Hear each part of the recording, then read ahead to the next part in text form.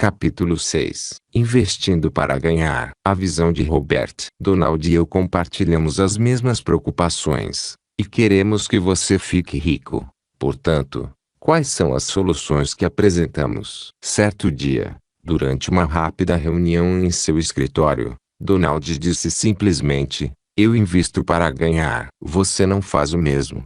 Com essa afirmativa, a diferença ficou definida. Ele e eu investimos para ganhar, enquanto outros investem para não perder. Já falamos aqui sobre o seguinte conselho: economize, livre-se de suas dívidas, faça investimentos de longo prazo, de preferência em fundos de investimento, e diversifique. Naquela mesma tarde, Donald e eu conversamos sobre a razão de não nos concentrarmos em economizar dinheiro. Na verdade, ambos temos milhões de dólares em dívidas, mas dívidas saudáveis. Não diversificamos. Pelo menos não no contexto em que a maioria das pessoas usa a palavra diversificar. E embora certamente sejamos investidores de longo prazo, não investimos em fundos de investimento. Pelo menos não como veículo principal de investimento. Por quê? Porque investimos para ganhar. Donald e eu começamos a comentar como nossos livros eram diferentes e mais populares do que aqueles de outros autores de livros sobre finanças. Novamente, o óbvio tornou-se ainda mais óbvio. A maioria dos autores de livros sobre finanças aconselha os leitores a viverem abaixo de suas posses. Comentei. Um autor recomenda que você deixe de tomar aquele cappuccino diário e, em vez disso, aplique o dinheiro a ele correspondente em fundos de investimento, de forma que, no futuro, você fique rico. Você e eu não vivemos abaixo de nossas posses. Gostamos de ser ricos. Aumentamos nossas posses. Quando escrevemos ou lecionamos, incentivamos as pessoas a enriquecer e a usufruir os prazeres da vida. Donald parou um instante, sorriu e disse: "Não conheço ninguém que goste de viver abaixo de suas posses, pelo menos não entre meus amigos. As pessoas que conheço gostam de aproveitar a vida, e todos nós gostamos da vida. Jogamos para ganhar e, realmente, ganhamos. Você ganha e aproveita a vida. É por isso que você e eu vendemos mais livros e atraímos um público maior quando damos aulas. As pessoas gostam de vencedores." A maioria dos outros especialistas em finanças aconselha as pessoas a fazerem investimentos seguros, e lhes sugere que vivam abaixo de suas posses. Dizem que investir é arriscado, e que elas devem economizar e procurar não perder. Esses especialistas não estão concentrados em ganhar, estão concentrados em não perder, comentei. Existe uma grande diferença, disse Donald. Tudo que fiz foi assentir com a cabeça. Durante anos, desde que o livro Pai Rico, Pai Pobre foi lançado, muitas pessoas, inclusive jornalistas, têm dito que o assunto abordado pelo livro é muito arriscado. Contudo, em minha opinião, o que a maioria das pessoas faz é muito mais arriscado. Em um mundo em que a segurança do emprego é cada vez menor, parece tolice contar com um emprego. Com suas altas e baixas repentinas, o mercado de ações acaba tirando muito dinheiro de investidores desavisados. E parece tolice contar com o mercado de ações para garantir segurança financeira. E com nosso sistema escolar, que quase nada ensina sobre dinheiro, parece arriscado achar que apenas boa educação é suficiente. Isso me fez refletir sobre minha vida, sobre os momentos de decisão, quando resolvi que entraria no jogo do dinheiro para vencer, não para perder. Como você sabe, nós não fazemos o mesmo tipo de investimento que a maioria das pessoas faz, disse Donald. Não é irônico que os investimentos que a maioria das pessoas pensa que são seguros sejam, na verdade, arriscados? Novamente eu apenas assenti com a cabeça. E existe mais uma coisa, disse Donald. Você e eu consideramos que ganhar dinheiro é um jogo. Nós nos divertimos. Gostamos do jogo. Às vezes perdemos, mas, na maioria das vezes, ganhamos e nos divertimos. De fato, é uma diversão, comentei. Eu adoro esse jogo. Mas a maioria das pessoas não considera ganhar dinheiro um jogo, observou Donald. Para elas, é uma questão de vida ou morte, de sair vencedor ou perdedor. Sobrevivência, eu disse. Uma luta pela própria vida. E essa é a razão pela qual se sentem tão assustadas com a ideia de perder dinheiro. É por isso que consideram investir uma coisa arriscada. E acabam se envolvendo em investimentos arriscados, acrescentou Donald, dando um tapinha na mesa. É uma tragédia financeira. A perda de dinheiro? Perguntei. Não. A diversão que perdem. Ganhar dinheiro é divertido. E a vida deve ser divertida. E milhões de pessoas estão vivendo com medo, em vez de se divertirem. Essa é a tragédia. É por isso que são tão cuidadosas. Procuram fazer investimentos seguros. Agarram-se à segurança do emprego e vivem abaixo de suas posses. Acrescentei. E, para completar, milhões de pessoas estão profundamente endividadas. Contraíram dívidas ruins, pois querem se divertir, mas não aprenderam como investir para ganhar. Querem realmente viver uma vida boa, mas são punidas pelo excesso de dívidas ruins. E isso não é nem um pouco divertido, comentou Donald. Você e eu adoramos o jogo. Criamos jogos educacionais. Jogar é divertido. Quando você se diverte, aprende mais. Quer ganhar, embora, às vezes, perca. Eu não conheço um jogo popular chamado Economize Dinheiro ou Viva Abaixo de Suas Posses. Você conhece? Talvez existam jogos desse tipo, mas não creio que sejam tão populares como nossos jogos. Nós jogamos com convicção, jogamos para ganhar, e nos divertimos. É nisso que consiste a vida. A reunião estava encerrada. Havia muitas coisas sobre as quais precisávamos refletir. Quando tomei o elevador e apertei o botão do salão de entrada do Trump Tower, minha mente fervilhava. Porque a maioria dos investidores prefere investimentos seguros ou investe para não perder. E porque os outros investem para ganhar. Quando a porta do elevador se abriu para o salão, uma pergunta me passou pela cabeça. Qual é a diferença entre um indivíduo que joga para ganhar e um jogador? E o que dizer dos riscos?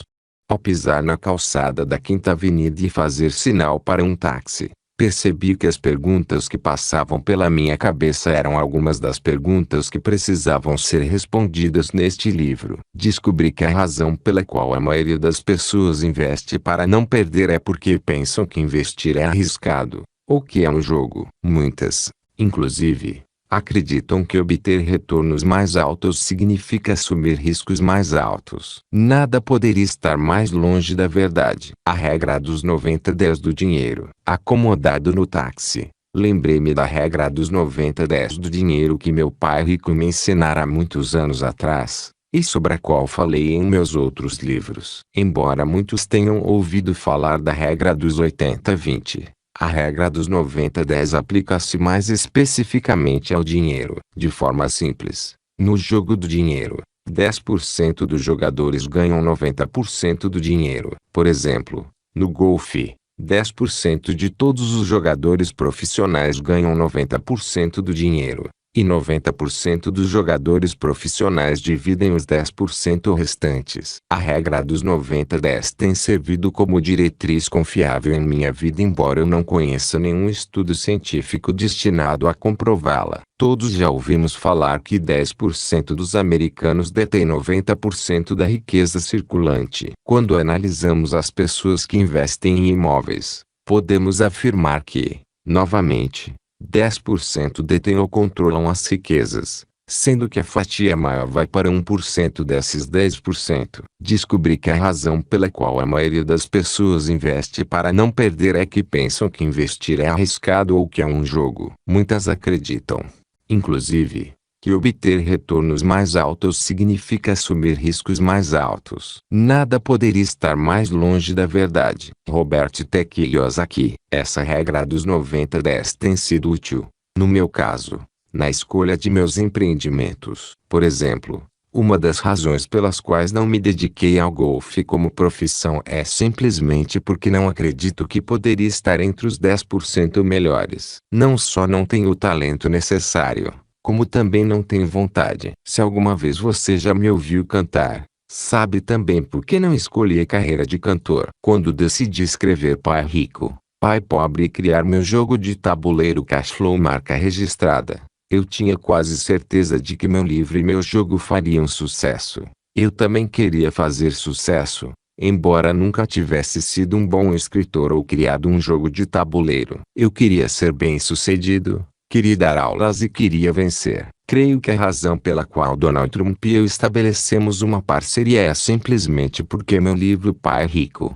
Pai Pobre e meu jogo de tabuleiro Cash Flow fazem sucesso no mundo todo. Não estamos escrevendo este livro juntos porque tenho êxito internacional no setor de imóveis da mesma forma que Donald, embora eu tenha milhões de dólares em propriedades e negócios no mundo todo. No tocante a negócios e investimentos em imóveis, sou um vencedor, sou um profissional, mas não estou entre os primeiros 10%, como é o caso de Donald. Como escritor, estou entre os primeiros 10%.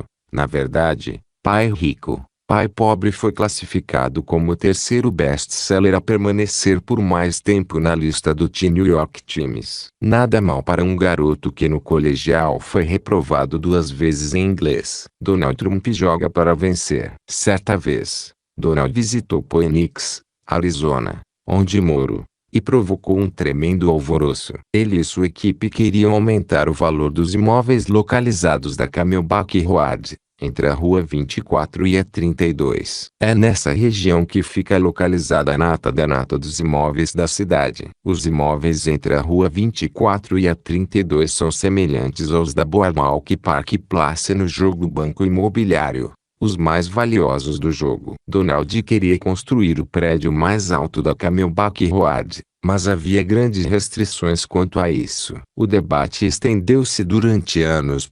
A pergunta que circulava pela cidade era: Donald Trump deveria ter permissão para construir o prédio mais alto na melhor localização da cidade? Minha esposa e eu queríamos que Donald vencesse. Por quê? Porque nós também temos propriedades residenciais e comerciais nas imediações das ruas 24 e 32. Se Donald Trump vencesse, nós venceríamos. No quarto trimestre de 2005, os moradores da área votaram contra a construção do prédio. Depois que a votação foi encerrada, eles se mostraram dispostos a permitir que Donald construísse um prédio bem alto, mas não da altura que ele desejava. Diante disso, Trump simplesmente desistiu da ideia. Durante uma de nossas reuniões em Nova York a respeito do livro, perguntei a Donald sobre a votação em Phoenix. Ele parecia desanimado. Tudo o que disse foi: se não posso construir o melhor e mais alto prédio, não quero construir prédio algum. E ele então me mostrou a maquete de um prédio espetacular que estava construindo em Dubai. Apontando com orgulho para aquele prédio futurista, ele disse: por que eu deveria me aborrecer com Phoenix quando estou ocupado trabalhando neste projeto? Conforme o táxi descia a Quinta Avenida em direção a meu hotel, as ideias sobre este livro foram ficando mais claras. O livro falaria sobre viver e aproveitar a vida. Falaria sobre participar do jogo da vida para vencer, não de apenas viver tentando evitar perdas. Em vez de falar sobre viver abaixo de suas posses, sem o prazer de tomar um cappuccino, este livro falaria sobre viver e realizar os sonhos mais delirantes. À medida que o táxi se aproximava de meu hotel, lembrei-me de uma pergunta que um repórter me fizera no início do ano: você já estabeleceu suas metas para este ano? E eu respondi: não, ainda não. Por quê? Ele perguntou: em seus livros você fala sobre a importância de se estabelecerem metas. E eu respondi: sim, isso é importante. Meu problema é que, nesta altura da vida, não sei o que mais desejar. Tenho dinheiro suficiente. Tenho um grande casamento. Adoro meu trabalho. Tenho saúde e sou muito mais bem-sucedido do que jamais pensei ser. Hoje, vivo muito além de meus sonhos mais delirantes. Escrevo best-sellers. Já estive no programa da Oprah. Estou escrevendo um livro em parceria com Donald Trump e gosto muito das pessoas com as quais trabalho. Não sei o que mais eu poderia querer. Então, o que vai fazer a respeito? Perguntou o repórter. Creio que preciso ter sonhos ainda mais delirantes. Respondi. O táxi estacionou em frente a meu hotel. Enquanto pagava a corrida, tive certeza de que este livro seria sobre viver a vida além dos sonhos mais delirantes. Mas só se você tiver a coragem de viver esse tipo de vida. A visão de Donald. Vencedores. Estou a par dessa proporção dos 90-10 há muito tempo. Mas Robert lembrou bem. Se não tomarmos cuidado, muito em breve esse número poderá alcançar a proporção dos 95,05, ou mesmo 99,01, com 1% das pessoas detendo 99% dos bens de toda a nação. Mas os vencedores não deixarão que isso aconteça. E espero que você esteja incluído nesse grupo. É importante sonhar. Aquilo que uma pessoa sonha alcançar deve estar além daquilo que ela pode alcançar. Essas são palavras de Robert Browning. É isso que nos mantém vivos. Gosto da seguinte reflexão: se sua realidade começa com seus sonhos se tornarão sua realidade. E qual é a razão disso? É porque pensar de outra forma nos reduz ao nível da mera sobrevivência. O que, acredito, não é o objetivo supremo da maioria dos seres humanos. Você já ouviu um jovem dizer que espera se tornar um vagabundo um dia? Em geral, os jovens dizem: quero ser presidente de meu país. Gostaria de ser astronauta. Gostaria de ser bombeiro. Quero ser médico. Essas são profissões que exigem muito, às vezes até heroísmo. E os jovens têm sonhos e aspirações que se coadunam com elas. Os vencedores permanecem com o espírito jovem, sonham alto e têm entusiasmo e planos para alcançar seus sonhos. Talvez tenham sonhos impossíveis, mas é melhor ter sonhos impossíveis do que não ter sonho algum. Eles se concentram naquilo que devem fazer para que seus sonhos se realizem. A teimosia faz parte do caráter de um vencedor. Alguns indivíduos fracassaram porque desistiram muito cedo. Se você estiver lendo este livro, provavelmente não faz parte desse grupo. Meu pai costumava contar uma história sobre um rapaz que adorava refrigerantes e, por isso, entrou no mercado de refrigerantes com um produto denominado 3UP e fracassou. Fez nova tentativa com um refrigerante chamado 4UP. Fracassou novamente. Então decidiu chamar seu produto de 5UP e se esforçou da mesma maneira. Mas, como era de se esperar, mais uma vez fracassou. O rapaz chegou à conclusão de que ainda gostava muito de refrigerantes e tentou novamente com um produto chamado 6UP. Fracassou e desistiu de vez. Alguns anos mais tarde, alguém lançou um refrigerante denominado 7UP, que se tornou um estrondoso sucesso. Quando eu era jovem, não entendia por que meu pai continuava a nos contar essa história. Eu a ouvi inúmeras vezes. Mais tarde, compreendi que ele estava nos dizendo que nunca deveríamos desistir. Nunca me esqueci dessa história. E nunca desisti de vencer. Portanto, a história de meu pai valeu. Se for preciso, conte essa história a si mesmo, e a parte vencedora de seu eu prevalecerá. Outro componente da vitória é a adoção de uma atitude de vencedor. Digo às pessoas que devem se sentir vencedoras. O pensamento positivo tem grande poder, e funciona. Vencer exige esse tipo de poder.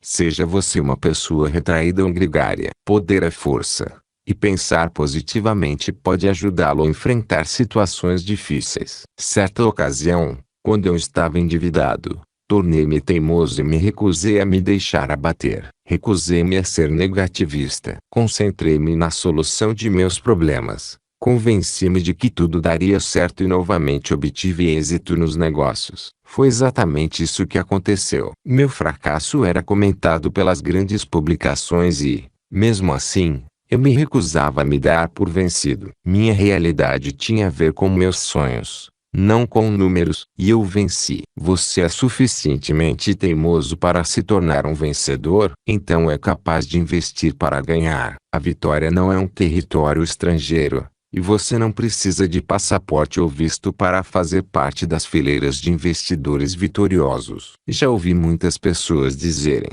tenho um forte traço de teimosia, mas agem como se não tivessem o que é preciso para investir ou até mesmo como se não tivessem o direito de aprender a investir. Conforme observado por Robert, essas pessoas perderão muitas oportunidades de se divertir e, ao mesmo tempo, de ter um futuro financeiro melhor e, desnecessariamente, atrairão a má sorte. Ser teimoso é uma característica positiva dos vencedores. Donald J. Trump. A ignorância pode custar mais caro que a educação. E isso, sem dúvida, inclui a educação financeira. Não deixe que o medo do desconhecido interfira em suas aspirações e em seu bem-estar financeiro. Sempre existirão pessoas que querem que você se sinta incapaz, para que possam se aproveitar de você. Apenas a título de exemplo, já vi isso acontecer com atletas muito bem-sucedidos. Não deixe que isso aconteça com você. Aprenda a lidar com o dinheiro e faça-o trabalhar a seu favor. Esse é o segredo de se dar bem investindo.